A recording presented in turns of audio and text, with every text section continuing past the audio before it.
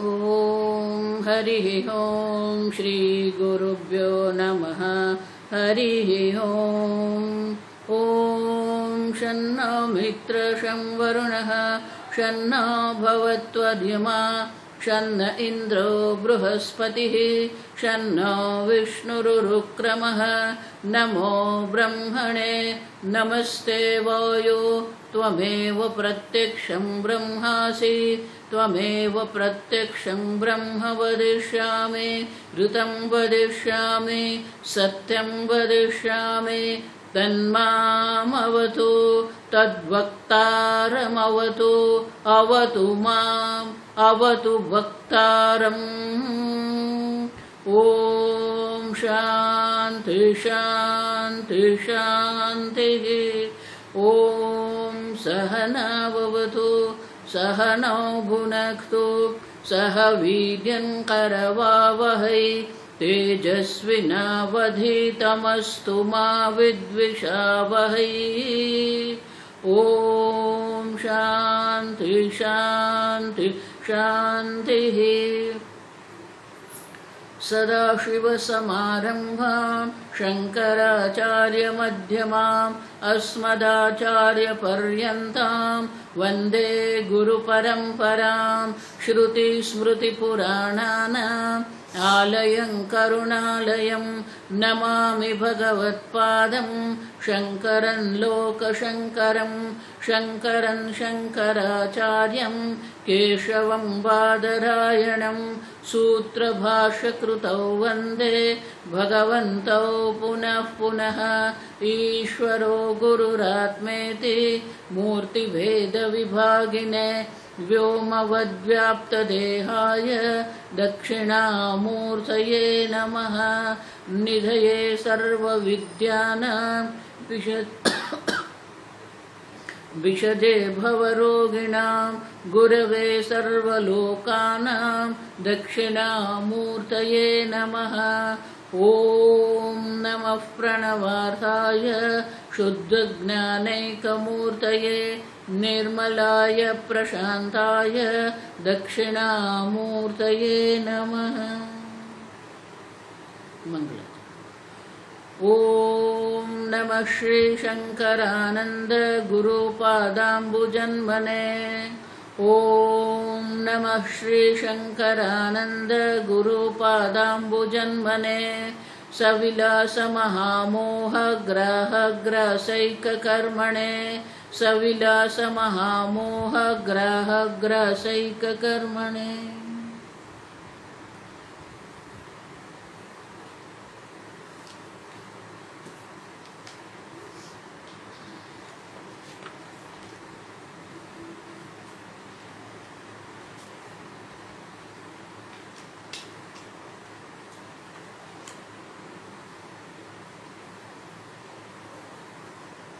श्लोक नंबर 75। संसर्गो वा विशिष्टो वा वाक्यार्थो नात्र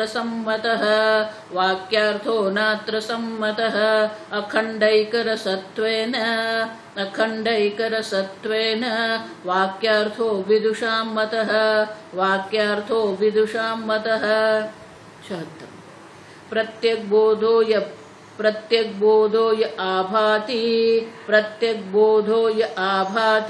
सोऽद्वयानन्दलक्षणः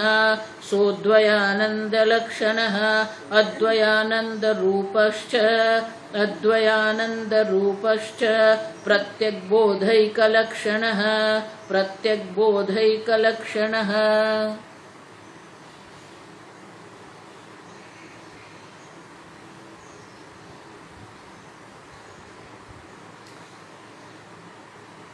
भारती तीर्थ जी, महावाक्य क्या है और महावाक्य का अर्थ क्या है? वाक्यार्थ तो विदुषां मतः, विद्वान जनों के मत में, विद्वान जन के मत में ये जो तत्वमसि महावाक्य है वहां संसर्ग भी नहीं, विशिष्ट वा वाक्यार्थ नात्र सम्मतः, कोई विशेषता नहीं है। जीव ईश्वर का विशेषण नहीं है, आप समझो। विशिष्ट अद्वैत कहते हैं जीव जो है ईश्वर का विशेषण नहीं है, संसर्ग भी नहीं, आप समझो। ये तो महावाक्य का अर्थ माने कि ऐक्य बोध है, और ऐक्य बोध के लिए ये वाक्य का उपदेश होता है, और इसलिए कहते हैं अखंड एक रसत्वेन वाक्यार्थः। अखंड एक रस स्वरूप है, ये वाक्य का अर्थ जो है वो अखंड एक स्वरूप। अब देखो, आप पूर्ण ब्रह्म है, ये अखंड एक रस है। ये एक रस भी समझना है हमें। अखंड माने कि कहीं पर भी आप देखिए वो ब्रह्म सर्वत्र है। इतना ही नहीं, एक रसत्वेन। अब देखो, किसी भी वस्तु का जब घन अवस्था होती है, जैसे कि पानी में बर्फ, पानी से बर्फ बनता है, उसे अंग्रेजी में क्रिस्टल कहते हैं, स्फटिक कहते हैं। अब देखो, हम नमक जो खाते हैं वो नमक के भी स्फटिक अवस्था है। वो नमक के जो बड़े बड़े टुकड़े होते हैं वो नमक का स्फटिक है, आप समझो। बर्फ जो है वो पानी का स्फटिक है। तो उस प्रकार से जो स्फटिक होता है, तो स्फटिक क्या है? एक रस। क्यों? क्योंकि जो नमक जिसको हम कहते हैं, सोडियम क्लोराइड हम जिसको कहते हैं, पानी जल जब हम कहते हैं तो जल मानी कि H2O। अब उसी प्रकार से हम जो शक्कर खाते हैं, वो शक्कर भी जो है उनके भी जो टुकड़े होते हैं वो स्फटिक है, आप समझो, क्रिस्टल कहते हैं उसको। तो शक्कर जो है, जो शक्कर का जो परमाणु अंश जो है, अब सुक्रोज जिसको हम कहते हैं, तो जब किसी भी वस्तु का जब स्फटिक होता है तो वो स्फटिक माने कि वो वस्तु से अन्य कोई वस्तु वहां नहीं है। अब ठीक से समझो, जब हम नमक कहते हैं तो सोडियम क्लोराइड माने कि वो जो स्फटिक है उसमें सोडियम क्लोराइड ही है, दूसरा कुछ नहीं है। बर्फ हम जब कहते हैं तो वहां H2O है और कुछ नहीं है, वो शुद्ध होता है, आप समझो। तो वो जो होता है घन, हम संस्कृत में उसको घन कहते हैं, घन अवस्था है उसको। स्फटिक माने घन अवस्था है। वो घन अवस्था में एक रस,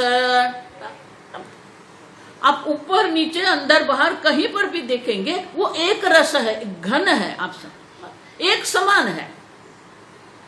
उसी प्रकार से ये जो ब्रह्म है अखंड, अखंड ब्रह्म है, इतना ही नहीं, एक रस माने ऐसा नहीं है कि चींटी में ब्रह्म थोड़ा कम है और मनुष्य में ब्रह्म थोड़ा ज्यादा है, ऐसा नहीं है। उनकी जो घनता है वो घनता वो कम नहीं होती है, एक समान है वो घनता, और उसी को एक रस कहते हैं। चैतन्य जो है, एक अद्वितीय चैतन्य जो है घन स्वरूप है, चिदान, देखो चिद घन उसको कहते हैं। तो चिद घन माने कि एक समान है, सर्वत्र चैतन्य एक समान है। जड़ है, चेतन है, प्राणी है, पक्षी है, देव है, यक्ष है, मनुष्य है, दैत्य है, सर्वत्र जो है अखंड एक रसत्वेन। जीव ही ब्रह्म है ऐसा नहीं है, आप समझो। सर्व प्राणी जो है, सर्व सर्वम खलु इदम ब्रह्म, तो सर्वत्र जो ब्रह्म है एक रस है, माने कि घन स्वरूप है, एक समान है। उनकी घनता कम होती है, बढ़ती है, ऐसा नहीं है। अब समझो, बहुत सारे लोग ऐसे बोलते हैं। अब देखो, चैतन्य एक घन है। अब उसमें देखो, इसलिए मैं कह रहा हूं कि अन्य संप्रदाय वाले जो है ना, वो ऐसे ऐसे अर्थ करते हैं। चैतन्य स्वयं निर्विकारी है, एक रस है। अब जो निर्विकारी एक रस चैतन्य है, उसमें सुप्रा और इंफीरियर हो सकता है क्या? अंग्रेजी शब्द सुन के ना हम लोग इतने प्रभावित हो जाते हैं। आप समझे, अखंड एक रसत्व न वाक्यार्थ, जीव ब्रह्म है ऐसा नहीं है, यहां जो कुछ वे सब ब्रह्म मात्र है। इसलिए भगवान क्या कहते हैं, सर्वभूतस्थम आत्मानम सर्वभूतानि च आत्मनि, सर्वभूतों में एक समान वो आत्मा है, वो चैतन्य है। आत्मा मानी चैतन्य, आप समझे।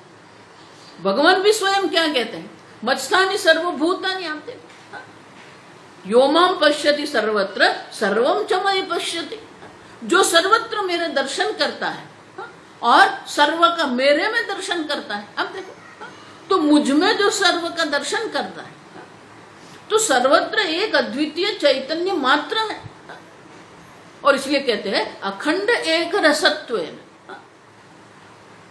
उनकी घनता जिसको हम कहते हैं वो एक रस है।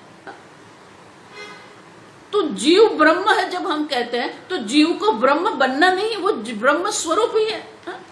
अब समझो, ईश्वर और जीव के बीच में किसी भी प्रकार से द्वितीयता है ही नहीं, विरोध है ही नहीं, उपाधि की दृष्टि से विरोध है।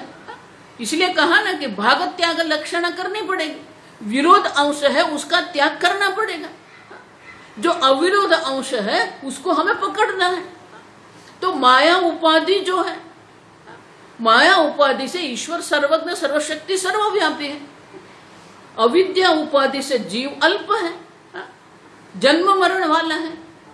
अब जो विरोध अंश है उसका जब हम त्याग कर देते हैं, माया उपाधि को छोड़ देते हैं, अविद्या उपाधि को हम छोड़ देते हैं, तो वाक्यार्थ है ईश्वर भी सच्चिदानंद स्वरूप है, जीव भी सच्चिदानंद स्वरूप ही है, समुद्र भी जल है।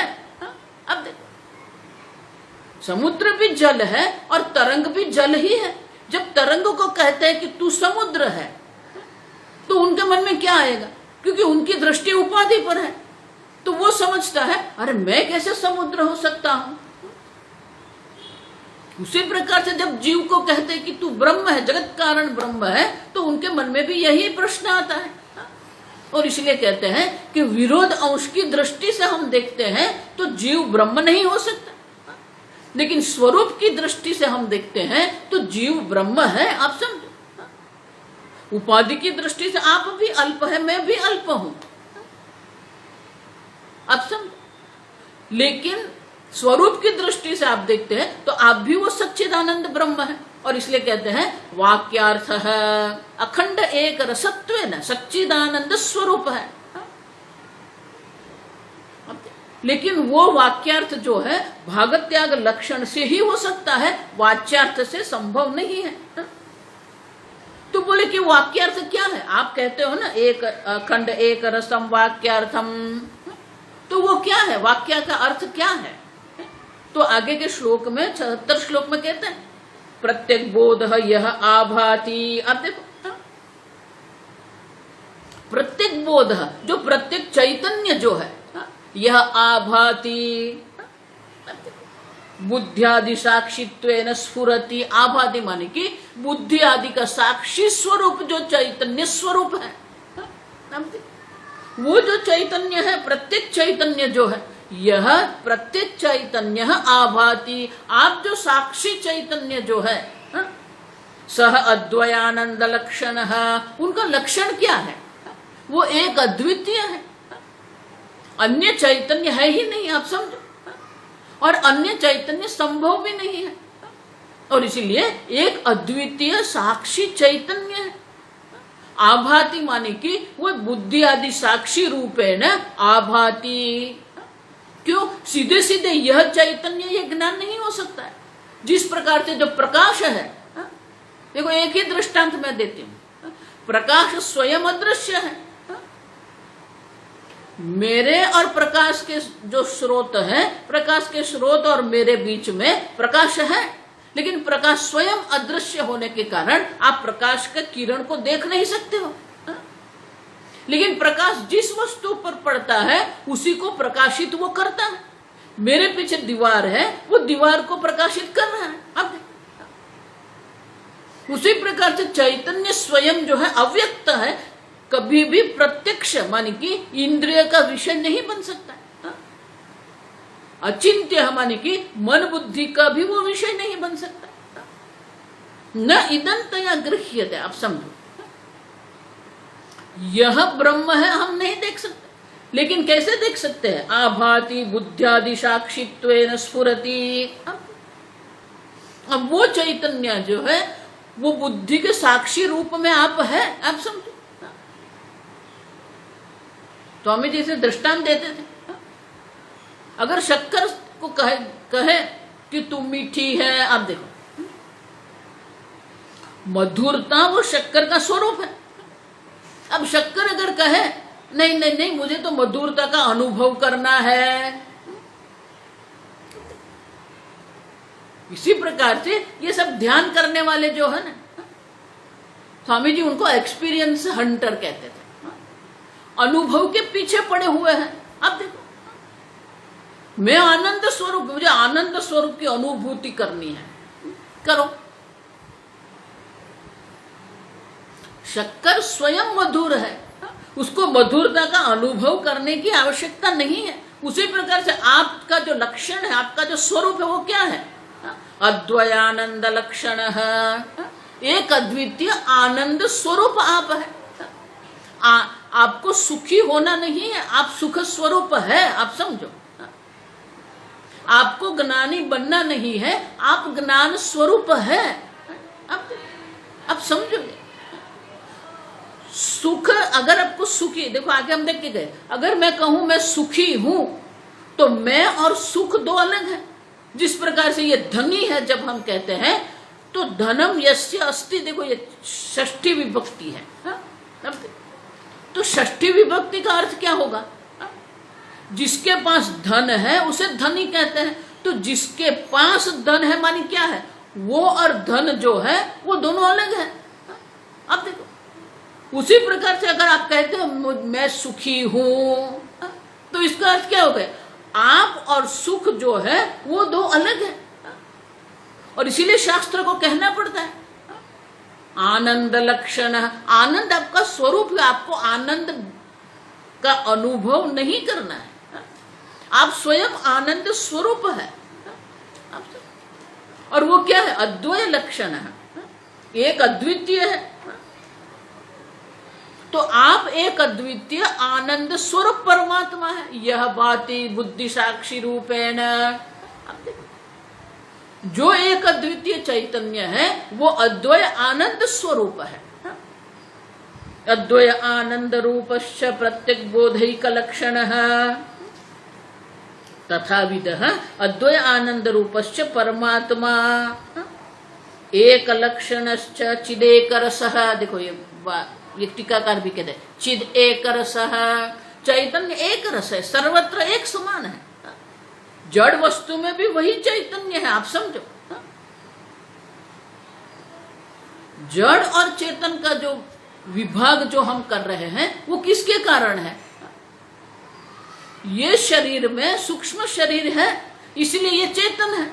जहां सूक्ष्म शरीर का अस्तित्व नहीं है वो जड़ है, लेकिन चैतन्य तो सर्वत्र है। जड़ जिसको हम कहते हैं वहां भी चैतन्य तो एक रस है, चिद एक रस है। और इसलिए कहते हैं आनंद रूपश्च परमात्मा जो है वही प्रत्येक बोध एक लक्षण है। एक लक्षण, दोनों का स्वरूप एक ही है। परमात्मा का स्वरूप भी अद्वय आनंद लक्षण है, परमात्मा का स्वरूप भी अद्वय आनंद है, और आप जो प्रत्यक्ष चैतन्य है वो भी अद्वय आनंद ही है।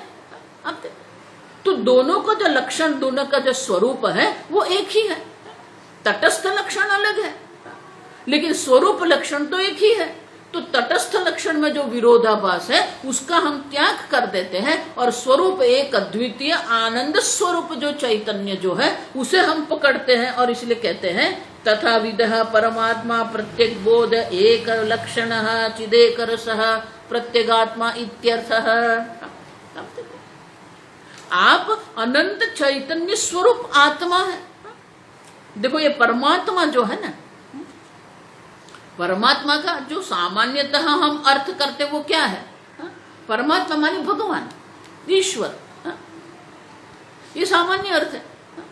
लेकिन संस्कृत की दृष्टि से अगर देखते हैं, शब्द की व्युत्पत्ति के अर्थ से देखते हैं, तो परम आत्मा, अब देखो, परमश्च असौ आत्मा चैति परमात्मा, जो परम भी है और जो आत्मा भी है। परम माने क्या है? परम माने कि देशतः कालतः वस्तुतः अपरिच्छिन्न चैतन्य। परम माने अनंत। तो आप अनंत एक अद्वितीय चैतन्य मात्र है, वो ईश्वर है, आप समझो। इसलिए परमात्मा का अर्थ भगवान भी हम करते हैं और एक अद्वितीय चैतन्य भी हम कर सकते हैं, जो अनंत चैतन्य है। अब समझो, और इसलिए कहते हैं कि वो एक है, वो पहले हमें समझना है। ईश्वर का स्वरूप और आपका स्वरूप दोनों एक ही है। और इस प्रकार से जब आपको ज्ञान होता है कि मैं ईश्वर हूं, माने कि मेरा और ईश्वर का स्वरूप एक ही है, चिदेक रसः, उसी को अपरोक्ष ज्ञान कहते हैं, आप समझो। एवं अखंडार्थ बोधेन किम स्यात्, बोले कि ये अखंडार्थ बोध जो हो जाएगा, उससे मुझे क्या लाभ होगा। और इसीलिए आगे के श्लोक में कहते हैं, श्लोक पढ़िए,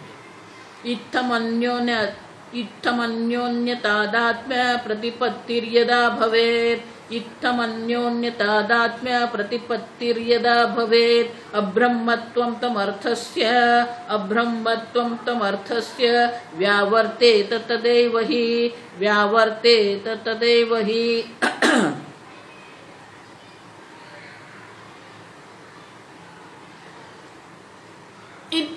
इत्थम इस प्रकार से अन्यो अन्य तादात्म्य प्रतिपत्ति ही, तादात्म्य माने ऐक्य, यहाँ पर अध्यारोप नहीं। देह का आत्मा पर हम अध्यारोप करते हैं, उसके तादात्म्यपन कहते हैं। लेकिन यहाँ तादात्म्य का अर्थ है एक रूप है। अब अन्योन्य, ब्रह्म सच्चिदानंद स्वरूप है, जीव भी सच्चिदानंद स्वरूप है। कल हमने देखा जीव ईश्वर है और ईश्वर जीव है, आप समझो। अन्योन्य तादात्म्य, दोनों ओर से देखना है, एक ओर से मत देखना जीव ब्रह्म है ऐसा नहीं है। जीव ईश्वर है और ईश्वर जीव है। अन्योन्य तादात्म्य प्रतिपत्ति ही, प्रतिपत्ति मानी ज्ञान, स्पष्ट ज्ञान को प्रतिपत्ति कहते हैं। यदा भवेत, इस प्रकार से जब स्पष्ट ज्ञान हो जाता है कि मैं और ईश्वर एक ही है, हम एक अद्वितीय चैतन्य स्वरूप है, इस प्रकार से जब यदा भवेत, जब होता है तो क्या होता है? अब्रह्मत्वं तम अर्थस्य व्यावर्तेत। त्वम अर्थ में जो अब्रह्मत्व था, अल्पत का था, ब्रह्म मानी अनंत, अब्रह्मत्व मानी अल्पता। तो त्वम के अर्थ में, त्वम पद के अर्थ में, जीव के अर्थ में जो अल्पता थी, उसका क्या? व्यावर्तित, उसकी निवृत्ति हो जाएगी।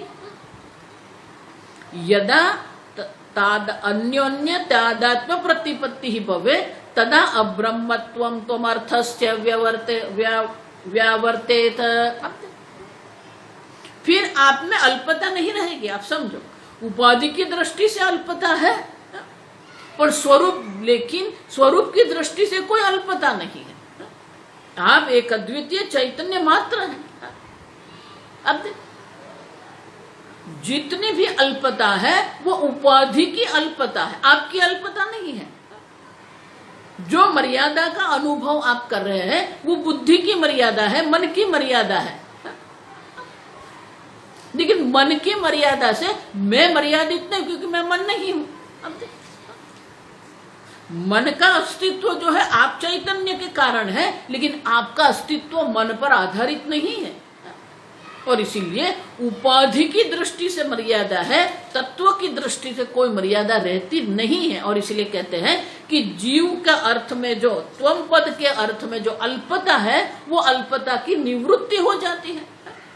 अब मैंने आगे कहा ना, अगर जीव ईश्वर से अलग हो जाएगा तो वो अल्प हो जाएगा। लेकिन जब ऐक्य का ज्ञान होता है तो जीव की दृष्टि से जो अल्पता है वो अल्पता की निवृत्ति होती है।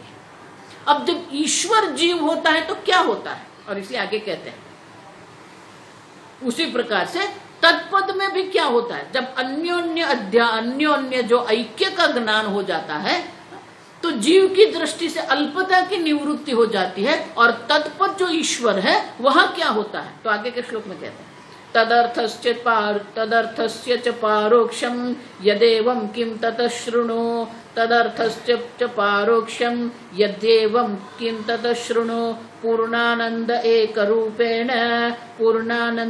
रूपेण प्रत्येक बोधोवतिष्ठते।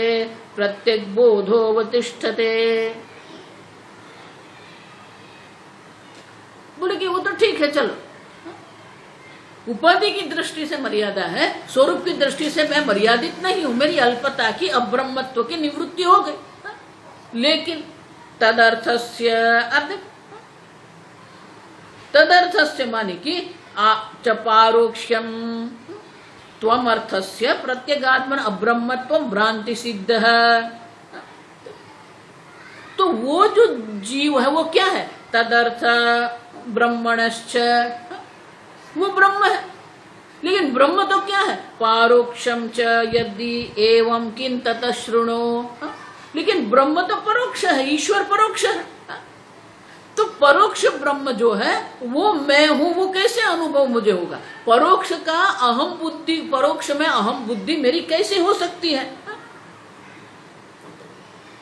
ठीक है मेरी मर्यादा नहीं आप कह रहे हो, लेकिन जो परोक्ष ईश्वर है, जो जगत कारण ब्रह्म ईश्वर है, वो तो परोक्ष है।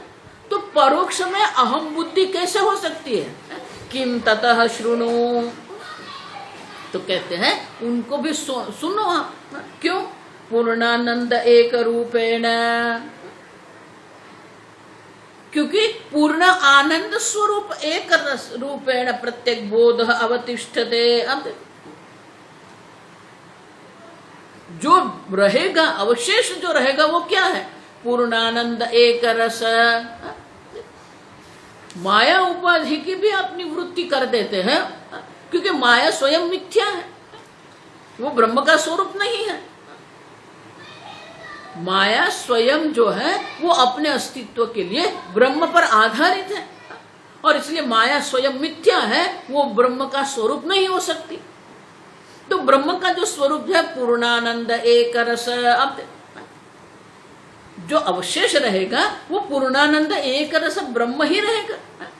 अब उपाधि की जब देखो ये सब जो है ना, अब समझो, जहल लक्षणा कहो, अजहल लक्षणा कहो, जहद अजहल लक्षणा कहो, ये बाह्य दृष्टि से नहीं, आपकी बुद्धि में, बुद्धि ग्राह्य, आप समझो, आपकी बुद्धि से ही आपको ये समझना है। आप समझो, जो ज्ञान है वो आपकी बुद्धि में ही है। बाह्य अनुभव की अगर आप बात कर रहे हैं तो वो संभव नहीं है, क्योंकि ब्रह्म कभी भी अनुभव का विषय नहीं बन सकता है, आत्मा कभी भी अनुभव का विषय नहीं बन सकता है।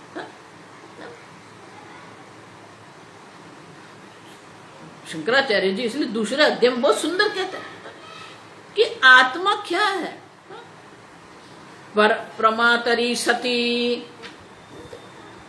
आप हैं, इसलिए तो सब अनुभव आपको हो रहे हैं।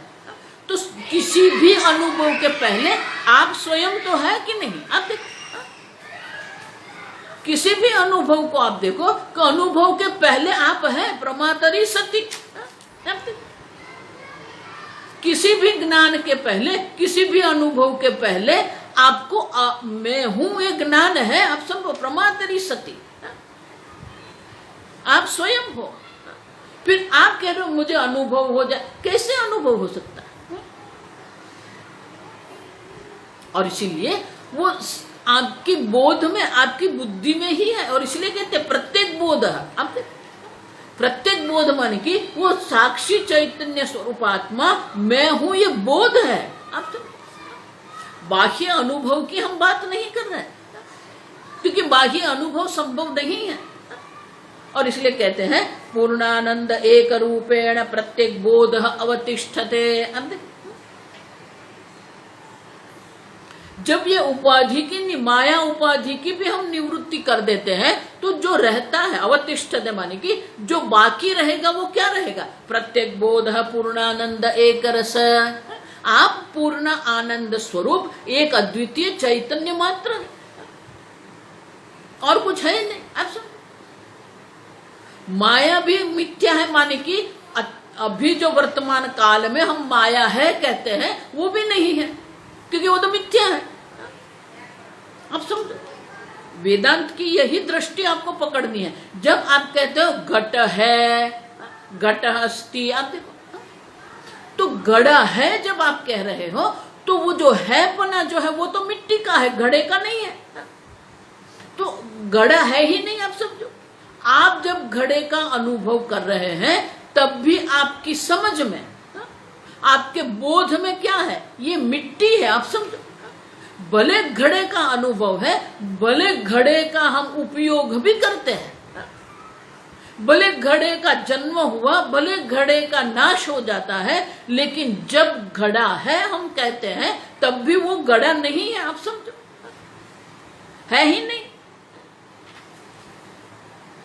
उसी प्रकार से जो उपाधि हम कह रहे हैं वो उपाधि सही में है ही नहीं, क्योंकि वो तो मिथ्या है।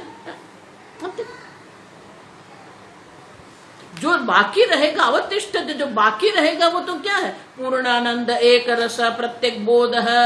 आप एक अद्वितीय पूर्ण आनंद स्वरूप चैतन्य ही है, कुछ है ही नहीं। क्यों? घड़ा जिसको आप कह रहे हैं वो घड़ा कहां पर है? वाचारंभणम विकारो नामधेयम। अब समझो, ये नेति नेति करनी पड़ेगी।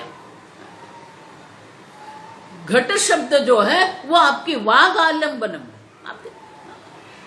वाचारंभणम माने कि आपकी वाणी में घट शब्द है, लेकिन बाहर आप वस्तु ढूंढने निकलेंगे तो बाहर आपको जो है घट नहीं मिलेगा, मिट्टी मिलेगी। मृत्तिका एव सत्यम, मृत्तिके तेव सत्यम।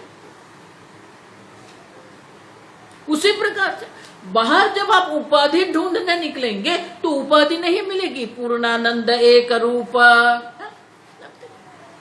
जो है वो तो एक चैतन्य स्वरूप आत्मा ही है। आप जिसको पत्नी कहते हैं, घर कहते हैं, धन कहते हैं, पुत्र कहते हैं, वो सर्व उपाधि की दृष्टि से है। स्वरूप की दृष्टि से तो वो सब सच्चिदानंद रूप एक ही है। आप समझो ये ठीक से। नाम रूप जो है, नाम वाचारंभणम विकारो नामधेयम, नामधेयम माने नाम मात्र है, लेकिन रूप अगर देखने जाएंगे तो मिट्टी मिलेगी। घट नाम है, लेकिन रूप अगर देखेंगे वो तो मिट्टी है, ना घट है ही नहीं। आप सब उसी प्रकार से जब हम सोचते हैं प्रत्येक बोध है एक अद्वितीय चैतन्य मात्र है, ऐसे ज्ञान एक बार हो जाता है, फिर क्या है? पूर्णानंद स्वरूप आत्मा मात्र है। आप समझो, घट जो आप कह रहे हो वो घट भी मिट्टी मात्र है। उसी प्रकार से आप जो ये जगत कह रहे हो तो वो जगत भी क्या है? मिट्टी चैतन्य मात्र है। अब देखो, एक पूर्णानंद एक रस चिद घन है। इसलिए मैंने कहा चिद घन स्वरूप है। नाम रूप का अनुभव आप कर रहे हैं, लेकिन अनुभव करने से वो सत्य नहीं हो जाता। जिस प्रकार से हम आकाश की नीलिमा देखते हैं, जिस प्रकार से हम सूर्योदय सूर्यास्त का अनुभव करते हैं, जिस प्रकार से हम चंद्र की कला का अनुभव करते हैं, ये बीज का चांद है जब हम कहते हैं, तो क्या वो बीज का जो चंद्रमा जो है वो कट गया क्या? नहीं, वो तो पूर्ण ही है। आप समझो, चंद्र में कोई घट बढ़ना घटना नहीं है, हमें दिखता इतना है। आप समझो, देखो इसलिए मैं कहती हूँ दिखता है या है वही वेदांत है। ये जगत दिखता है नहीं। आप समझो, सही में तो ये जगत जो है वो पूर्णानंद स्वरूप है, और इसलिए कहते हैं ये सब उपाधि जो नाम रूप जो है, वो नाम रूप की हम निवृत्ति जब हमारी बुद्धि की दृष्टि से करते हैं तो घट जैसे मिट्टी है, उसी प्रकार से ये जगत जो है वो पूर्णानंद स्वरूप है। और इसलिए कहते हैं पूर्णानंद एक रूपेण प्रत्येक बोध अवतिष्ठते। वो प्रत्येक बोध माने कि वो प्रत्येक चैतन्य मात्र एक रह जाता है, वो परमानंद स्वरूप पूर्णानंद स्वरूप है। माने कि किसी भी प्रकार की अल्पता नहीं रहती है, किसी भी प्रकार की परोक्षता नहीं रहती है। अब फिर वो ब्रह्म परोक्ष नहीं, अपरोक्ष ब्रह्म है, साक्षात अपरोक्ष ब्रह्म स्वरूप है। फिर वो पारोक्षेण जो हम कहते हैं, उसकी जो परोक्षता जो हम कह रहे हैं, वो परोक्षता भी क्या हो जाएगी, परोक्ष ज्ञान एक विषयत्वम च निवर्तते। वो पारोक्ष जो है परोक्षता की भी निवृत्ति हो जाएगी, क्योंकि वो प्रत्येक बोध स्वरूप है, आप है। फिर ब्रह्म परोक्ष नहीं, ईश्वर परोक्ष नहीं, आप स्वयं हो। लेकिन आपको अगर ईश्वर को प्रत्यक्ष करना है, आपको ईश्वर का अनुभव करना है,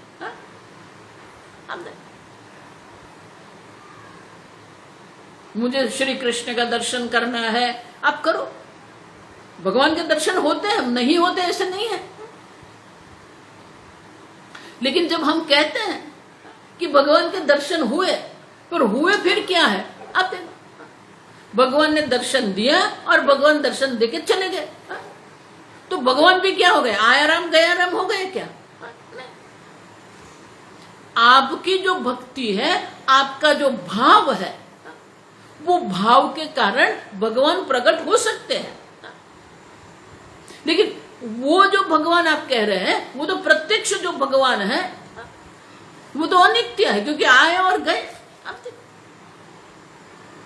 जो भगवान स्वयं में है वो तो आप है, अपरोक्ष है।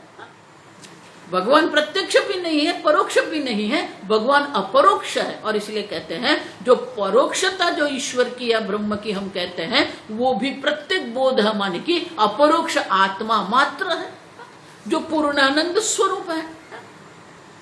और एक बार ये मैं पूर्णानंद स्वरूप हूं, ये ज्ञान हो गया, फिर अनुद्विग्न मनाः, आप देखो दुखेषु अनुद्विग्न मनाः सुखेषु विगत स्पृहः। एक बार मैं आनंद स्वरूप हूं, फिर बाह्य परिस्थिति कुछ भी हो, मन की अवस्था भी कुछ भी हो, प्रकाशम च प्रवृत्तिम च मोहमेव च पांडव। देखो मन की अवस्था है, प्रकाशम सात्विकता है, प्रवृत्तिम राजसिकता है, मोहमेव च तामसिकता है। तो वो जो भी अवस्था है, वो या तो बुद्धि की अवस्था है, मन की अवस्था है, देह की अवस्था है। तो सात्विकता जिसको हम कहते हैं, राजसिकता जिसको हम कहते हैं, अब तामसिकता हम जिसको कहते हैं, वो तो उपाधि की अवस्था है। और इसलिए कि भगवान क्या कहते हैं, प्रकाशम च गुणातीत के लक्षण भगवान दर्शा रहे हैं। प्रकाशम च प्रवृत्तिम च मोहमेव च पांडव। तो भगवान क्या कहते हैं, न द्वेष्टि प्रवृत्तानि। उनकी प्रवृत्ति जो है, उनका द्वेष भगवान कहते हैं वो करता नहीं है।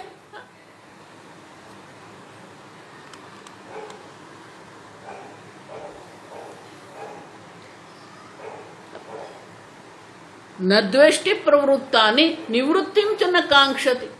जो प्रवृत्ति उनका भी वो द्वेष नहीं कर रहा, माने कि सात्विकता है तो उनका उनको प्रेम नहीं हो जाता, राग नहीं होता, और तामसिकता है तो उसके प्रति उनके मन में द्वेष नहीं होता, और उनकी प्रवृत्ति हो रही है, प्रवृत्ति के प्रति द्वेष भी नहीं होता है, और निवृत्ति की वो आकांक्षा भी नहीं करता है, क्योंकि वो तो उपाधि का।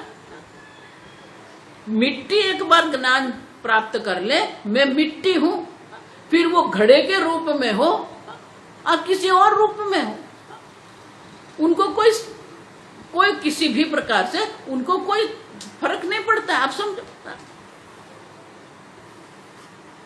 आप देखो क्यों, क्योंकि आप आनंद स्वरूप है। जो भी कुछ है वो तो उपाधि की दृष्टि से है। और इसीलिए देखो, इसलिए मैं कहती हूँ कि ये जो तमस पे स्वामी जी कहते हैं कि उपाधि से आपको ये थंब स्पेस माने कि आपको अपने आप को अलग करना पड़ेगा। जब तक आप जिस प्रकार से अभिनेता अपने आप को भिखारी से अलग रखता है, वो उनके ज्ञान में है, आप समझो, बाह्य नहीं है। उसी प्रकार से आपको भी क्या करना है, मैं उपाधि नहीं हूं। वो उपाधि से आपको अपने आप को अपनी ज्ञान की दृष्टि से, ज्ञान चक्षु इसलिए भगवान कहते हैं पश्यन्ति ज्ञान चक्षु, जिसके पास ज्ञान चक्षु है वो दर्शन करते हैं। आप समझो, चर्म चक्षु से दर्शन नहीं होता है, दिव्य चक्षु से विराट रूप का दर्शन हो सकता है, लेकिन आप ब्रह्म स्वरूप है, उनके लिए तो आपको ज्ञान चक्षु की आवश्यकता है। और एक बार जिसके पास ये ज्ञान चक्षु है वो सर्वत्र पूर्ण आनंद स्वरूप ब्रह्म का दर्शन करता है। अब दर्शन करता है मानिए आंख से देखता है ऐसा नहीं है, आप समझो, ये भाषा की मर्यादा है। आंख से तो आपको मोबाइल ही दिखेगा, आंख से तो आपको पंखा ही दिखेगा, आंख से तो आपको ये सब दिखेगा, लेकिन आंख आपको जो दर्शा रही है, घड़े का दर्शन आप कर रहे हैं, लेकिन घड़ा मिट्टी है, वो आपका ज्ञान है। उसी प्रकार से ये संपूर्ण जगत का हम अनुभव कर रहे हैं, लेकिन संपूर्ण जगत का जो अधिष्ठान जो है वो पूर्णानंद स्वरूप आत्मा है। और इसीलिए कहते हैं कि ब्रह्म की जो परोक्षता है उनकी भी निवृत्ति हो जाती है, जीव की अल्पता की निवृत्ति होती है और ब्रह्म की परोक्षता की निवृत्ति हो जाती है। और जो बाकी रहता अवतिष्ठते, जो बाकी रहता है वो तो पूर्णानंद स्वरूप एक अद्वितीय ब्रह्म मात्र है।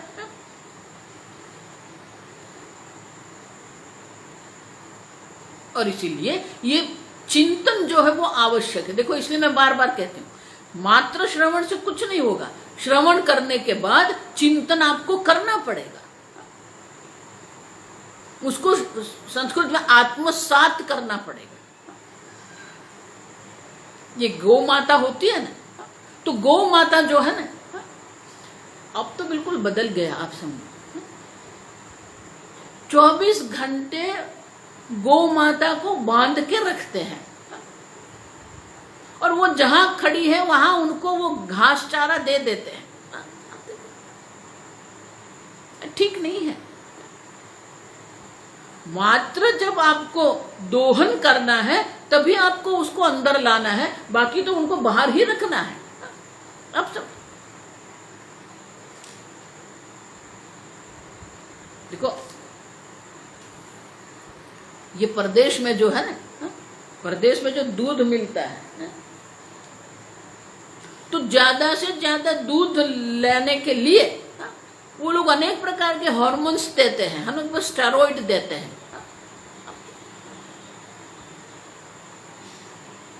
तो उसके कारण क्या हुआ, उसके दूध में भी ये स्टेरॉइड जाएगा, तो बहुत सारे लोगों को ये मिल्क की भी एलर्जी हो गई। आप समझो, ये तो ऐसे मिल्क की एलर्जी हो गई सबको। तो कितने सारे लोग हैं जो ये डेयरी प्रोडक्ट नहीं लेते, वेगन कहते उसको,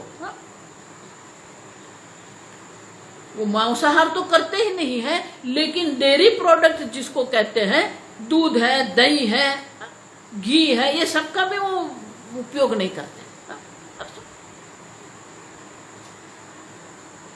तो उससे फिर वो आलमंड मिल्क निकला, फिर जात अनेक प्रकार से है, विविध प्रकार के फिर दूध निकले, सोया मिल्क है,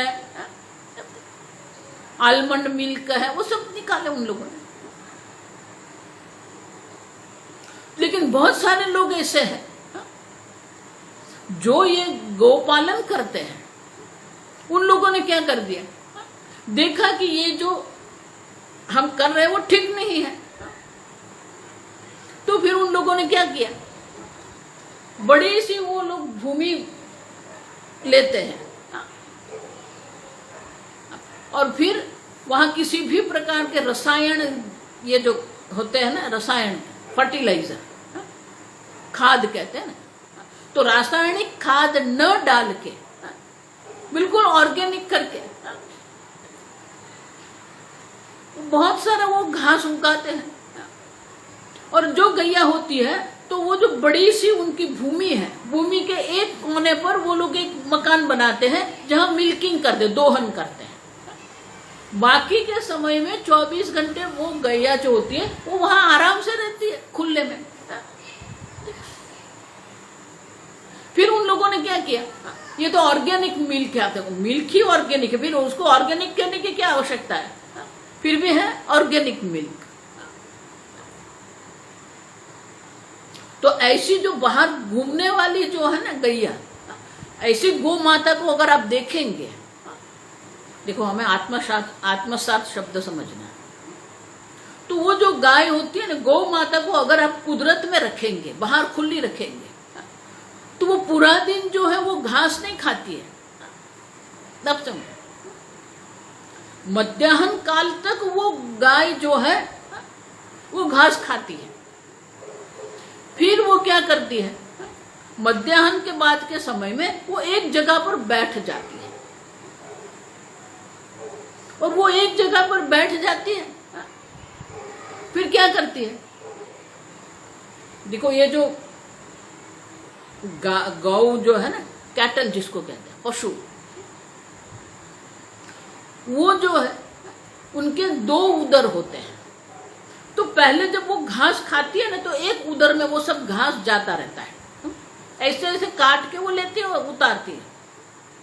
जब वो मध्याह्न काल के बाद जब बैठती है, तो वो क्या करती है, जो ठीक तरह से चबाया न चबाया हुआ जो घास है वो उसके मुंह में वापस लाती है। फिर वो उसको क्या करती है, वो चबाती रहती है। अब देखो, वो एक रस करती है। वो जब एक रस हो जाएगा तब वो उसको दूसरे उदर में डाल देती है। अब उस वक्त जो गौ माता होती है उनको देखना चाहिए आपको, कहीं से भी ढूंढ के आप देख लो, एक बार ये देखो, आप देखेंगे ना आपको समझ में आएगा। वो आसपास देखती रहती है, लेकिन उनका ध्यान जो है ना वो घास जो चबाती है ना उसी में रहता है।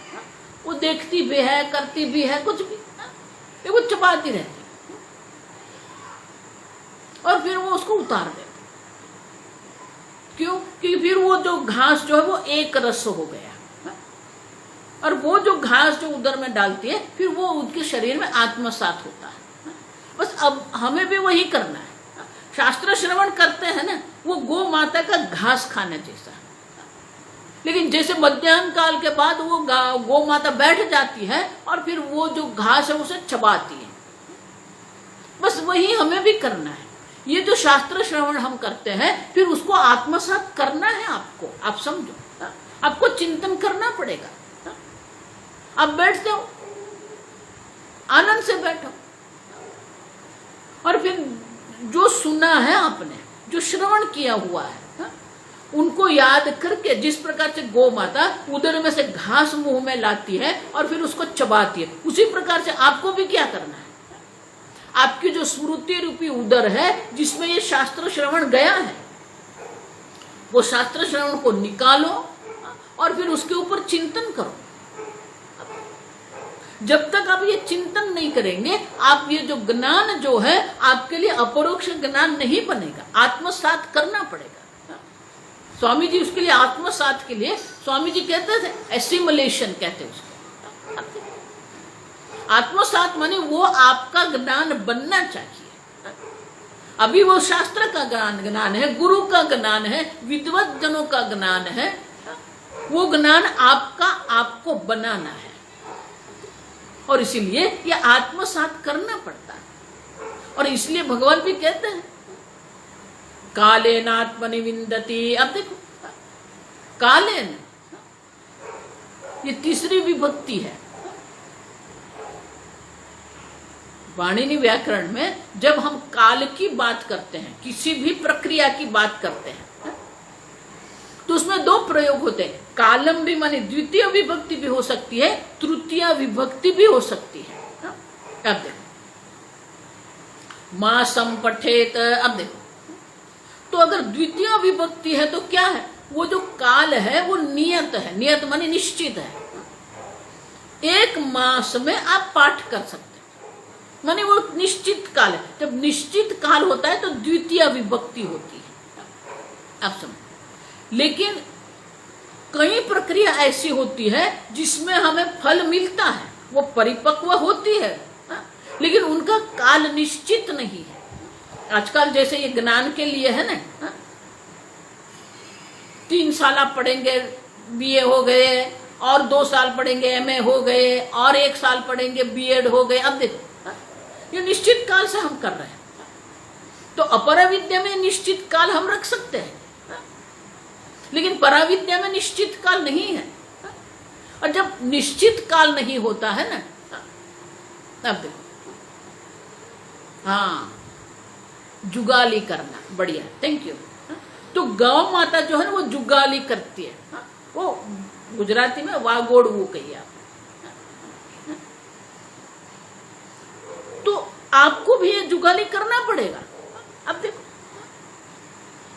तो काले न माने क्या, भगवान क्या कहते हैं, तृतीय विभक्ति भगवान ने प्रयोग किया, काले न आत्मा ने विंदति, काल में वो आत्मा को जानेंगे। इनका अर्थ क्या हुआ, निश्चित काल नहीं है।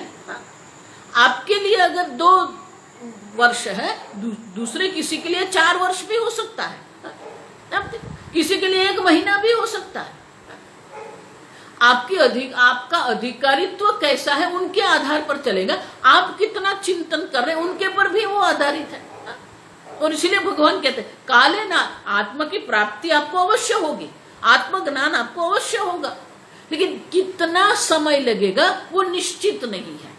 और इसलिए भगवान कहते हैं काले न आत्मन विंदति, तृतीय विभक्ति से भगवान कह रहे हैं निश्चय तो है, माने की प्राप्ति तो होती है, लेकिन काल का निश्चय नहीं है। वो निश्चय इसलिए नहीं है क्योंकि हर एक साधक जो है, हर एक मुमुक्षु जो है, उनका अधिकारित्व कितना है, उनका वैराग्य कितना दृढ़ है, उनके आधार पर उनका काल निश्चित होता है।